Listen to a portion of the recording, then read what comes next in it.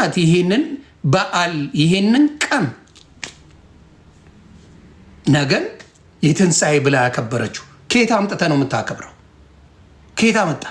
አይል ያንተ አይል የዛሬ ወር ነው ያላችሁት። ለወር ጾመናል ጨርሰናል አለ። ምን አገባችሁ ነው እያልኩ ያለሁት። የራሳችሁን አክብሮ የሚከለክላችሁ የለም። በኦርቶዶክስ ግን አትቀላውጡ ባይነኝ እኔ። ኦርቶዶክስ ስትቀላውጥ እናገራለሁ። ከፍለሃት $1 ዚሊየን ከፍለ ኦርቶዶክስ ከጴንጤ አትቀላውጥም። ግደላት፣ ሞቱን ይመርጣል። አይቀላውጥም። ከአንድ ከጴንጤ መዝሙር ተወስዶ ለኦርቶዶክስ የመጣ የለም። ለሚሴ ወሞርታ ከአንድ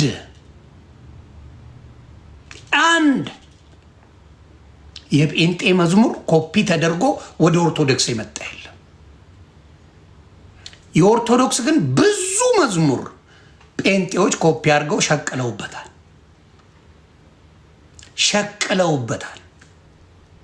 ዋሽቻ ያለው። ስለዚህ ዝም ብላችሁ ማሽቃበጥ ጥሩ አይደለም። በቃ የራሳችሁን ያዙ፣ የራሳችሁን አድርጉ፣ የራሳችሁን ስሩ። የዛሬን ቀን አታቁትም።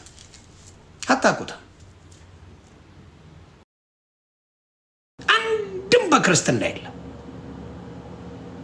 እንደፈለጉ የሚጫወቱበትን እሱ ቤት አሁን የማይገባ የለም። እሱን የማያደንቀው የለም። ለምን? ገንዘብ ስላለው። እውነትን መፍራት አያስፈልግም። ፊት ለፊት መጋፈጥ ነው። የፈለገው ነገር ይምጣ። አይኗን አሁን አውረዋለሁ እንዲታወር አዛለሁ አለ። አዘዘ።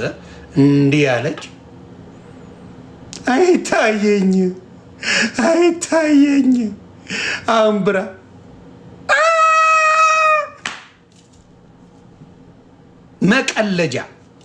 መቀለጃ ናችሁ። ስለዚህ እውነቱ አልገባችሁ። እውነቱን ማወቅ ለምን ፈራችሁት? እና እኔ የምለው ምንድን ነው፣ እንደዚህ አይነት ነገሮች እውነታ ነው የምንናገር። እውነታ ስንናገር ጥላቻ፣ ክፋት ይሄ አሁን እንግዲህ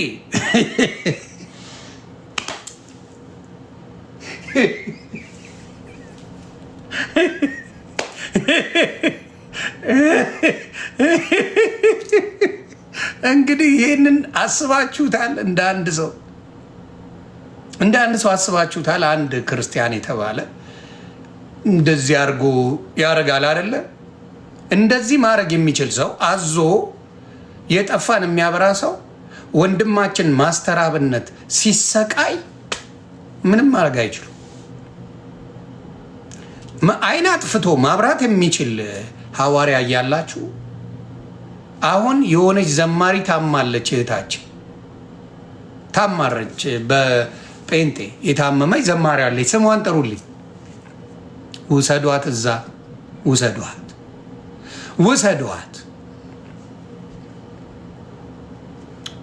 ሌላው ምንድን ነው የሚያስፈራሯችሁ?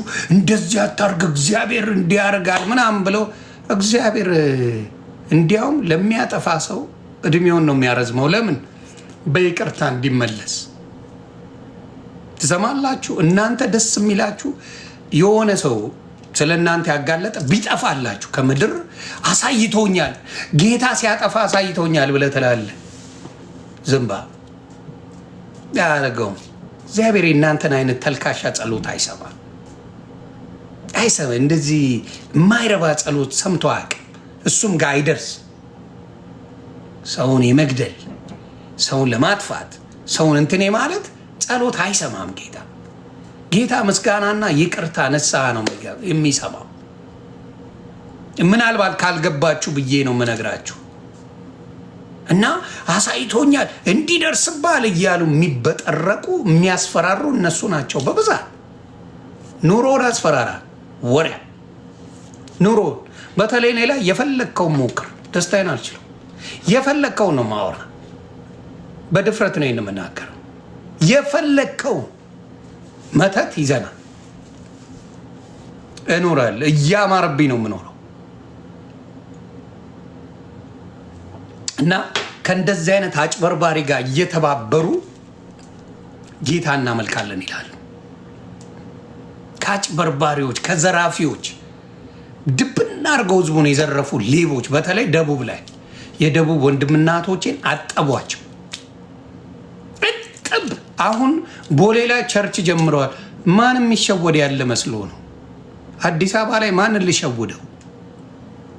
አዲስ አበባ ላይ ቸርች ስለሰራ ሰው ትሸውዳል? መሞከር ነው አባቴ። ብዙዎቹ እዳ ውስጥ ነው ያላችሁት። መክፈል እንኳን አቅቷቸዋል። ለምን? የባንክ ቡክ ይዘናና ጸልዬላለሁ ሲባል ሙድ የሚይዝ ነው ያለ። አዎ ደቡቡን ምናምን በየጊዜው እየሄዳችሁ ተጫወቱበት። ለምን? አልባንንም። ከቴክኖሎጂ ጋር ብዙ አልተገናኙ። እውነታውን አላወቁም የደቡብ ልጆች አብዛኛው። ያወቀ የባነነ ጊዜ የሚጠይቅ ሁሌ ገንዘብ አምጣ ነው። ሁሌ ገንዘብ አምጣ ነው። ሁሌ ገንዘብ አምጣ ነው። ሌላ ጥያቄ የላቸው። ስለዚህ ምን ይሆናል? የባነኑ ጊዜ እናንተን የሚያጠፉት እነሱ ናቸው። እግዚአብሔር ምስክሬ። የደቡብ እችን ቃል ለታሪክ አስቀምጡ። የደቡብ ልጆች የባነኑ ጊዜ ይህ ስራቸው በሙሉ ባዶ ይከባል። እግዚአብሔር የሚዘበትበት አይደለም። ጌታ ኢየሱስ ክርስቶስ የሚዘበትበት አይደለም። ቤቴን መነገጃ ያረጋችሁት ነው ያለው። መጀመሪያ ያጸዳው ቤተ እምነቱን ነው። ገንዘቡን አምጡ አምጡ አምጡ አምጡ እያላችሁ ዝርፍ ነው ያደረጋችኋቸው። ቤቱን መነገጃ በቃ የሆነ ቲሸርት ይዛችሁ የተቀባ ነው ጌታ የተቀባ የተጸለ ሶፍት ሳይቀር ነው የምትሸጡት። ጨካኝ ናችሁ። ጨካኝ የእናንተ ፓስተሮች የሚኖሩ ኑሮ ዶክተር አብይ አይኖሩ። እውነቱን ነው የምልህ። እኔ ህሊናዬን ብሸጥ ማድረግ ይችላል። እግዚአብሔር መሰከረ።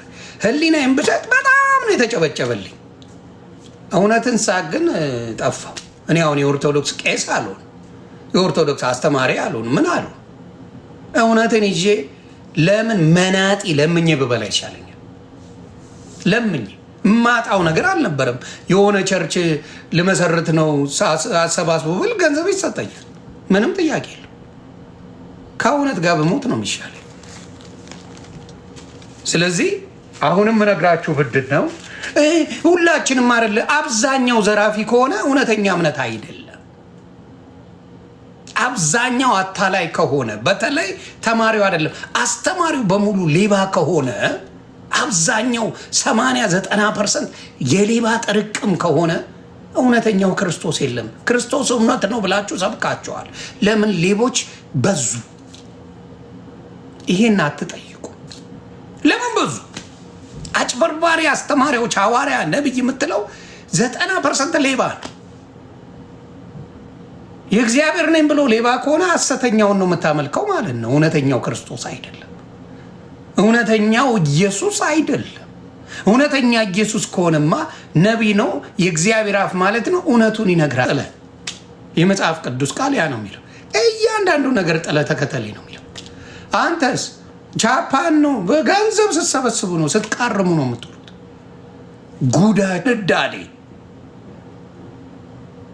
በቃ መድረክ ላይ በላቸው ምናምን እንዴት እንደሚቆሉ ስታይ ይሄ ለፈጣሪ ነው እውነት ለአምላካቸው ነው ወይስ ለማን ነው ብለህ ግራ እስክትጋባ። ስለዚህ እውነቱን ነው የምነግርህ። የእርጋታ መዝሙር ደማቸውን ነው የሚያፈላው። ደማቸውን ያንተከትከዋል። መጨፈር ነው ሰውነታቸው የሚፈልገውና ይሄንን ነው መጸለይ ነው የሚቀድመው። ጸሎት ነው መብዛት ያለበት። ምስጋና በስሱ ጸሎት። ሀገራችን ሰላም አይደለች። ካያችሁት ኑሮ እሳት ነው። አንተ ስትዘል ነው የምትውለው ልክ እንደጠገበ ሰው። እሳት ኑሮ አንገብግቦ ሊደፋ አንተ ተጨፈር። ጠላቴ ኤሬር ይበል። አሁን አበሻ ጠላት አለው። ሆዱ ነው ጠላቱ። ድብን ይበል ጠላቴ፣ ኤሬር ይበል ጠላት። ምን አለ ቤተ ሲገባ በጋዜጣ ነው የተለጠፈው። ቤተ እቃቅ ምን አይነት ጠላት ሊኖር ነው? ንገረኝ። በሰርቶ አደር ጋዜጣ በሆነ ነገር የለጠፍከው ቤት ይዘህ ድብን ይበል ጠላቴ ትላለህ? በኪራይ ቤት እየኖርክ ድፍረታችሁ እኮ በጣም ነው የሚገርመኝ። በምን እየሄድክ በእግር እየሄድክ ምን አይነት ጠላት ነው የሚሰጥ? ሞር ፎከስ የምታደርጉት ጠላት ያላችሁ ይመስላችኋል። ይሄ የደካሞች አስተሳሰብ ጠላት ወሮት የሚውል ይመስለዋል። ጠላት የለም። ጠላት ዘግበዋቸዋል፣ አታለዋቸዋል በማይረባ ነገር። ከምኒልክ ከአድዋ ድል በኋላ ነው የመጣኸው። ማንም አያውቅም። የነ ሙሴ ሃይማኖት አይደለም፣ የነ ዳዊት ሃይማኖት አይደለም። ምንም መከራከር መፈንዳት ትችላለህ አይደለ? አያውቁት። መቼ ነው ኦፊሻል የመሰረትከው? 1906 አይደለም። ካልሆንክስ አይደለህማ፣ በቃ ተታለሃል። ቆም ብለህ መጠየቅ ወደ መኔት። ከዛ በፊት ማ ነበረ? ማንም የለም። ሰው ምን ማለት ነው? የእግዚአብሔር ሰዎች አልነበሩም? እና አብርሃም አልነበሩም በዛ ጊዜ? የለም። ኖባዲ ነውስ ፔንቴኮስት። ስለዚህ ያ ነው ችግሩ። አሁንም ኢትዮጵያ ላይ በኩርፊያ የመጣ ይኸው። ይሄንን አሁን አንወደውም ስትሉ ትውሉና ሚሊኒየም አዳራሽ ትጨፍርበታል። ይኸውልህ ይሄንን ከኋላ ያለውን ብዙ ጊዜ አውርደው ብለውኛል ጴንጤዎች። በአናት ተተክል አላወርድም ነው ያልኩት። አላወርድም፣ ታሰቀል። የተዋዶን አውርደው አላወርድም ብያቸዋለሁ። ለተዋዶ ልጆች የኔ ነው። ይህንን ሚሊኒየም አዳራሽ ብዙ እና ጫሉ ነፍሱን ይማረው ምናምን በደንብ አድርገው የቀወጡበት ቦታ ላይ ይኸው ሚሊኒየም አዳራሽ ይጨፍሩልሃል። ሄደው ይጨፍሩልሃል። እኔ አሁንም ጥያቄ የሆነብኝ ምንድን ነው፣ ፌስቡክ ላይ መታችሁ ዛሬን ሩዋንዳ ስታደርጉ የኦርቶዶክስ ልጆች